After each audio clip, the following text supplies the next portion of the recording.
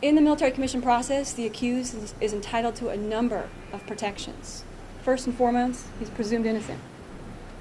The evidentiary standard is proof of guilt beyond a reasonable doubt. He's entitled to present evidence in his own defense, cross-examine witnesses. If he chooses not to testify, there can be no adverse inference drawn therefrom.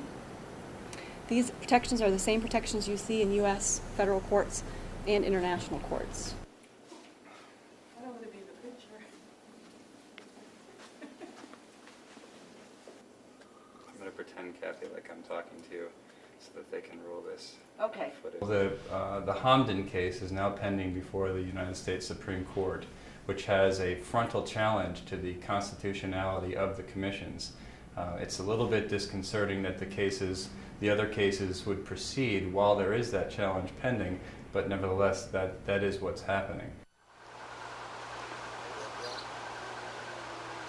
Well, they went in. They saw you, but they went in. They're like total.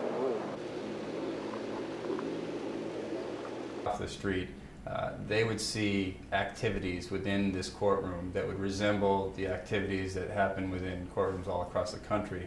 There will be certainly some differences. Instead of a judge sitting, prominently in the middle of the room or in the front of the room, there will be a panel of military members that perform both a jury and a judge type role, but there will be separate tables with attorneys representing both sides.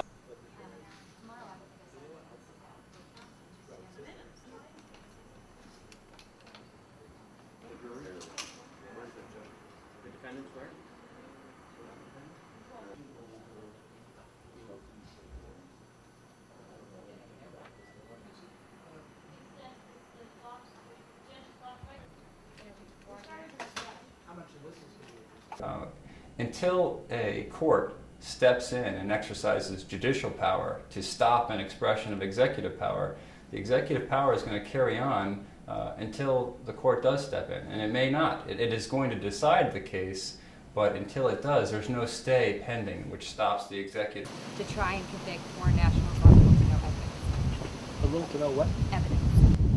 Without previous judgment pronounced by a regularly constituted court, affording all of the judicial guarantees which are recognized as indispensable by civilized peoples, is prohibited.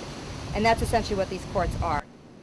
In terms of international fair trial standards, under many standards, including the International Covenant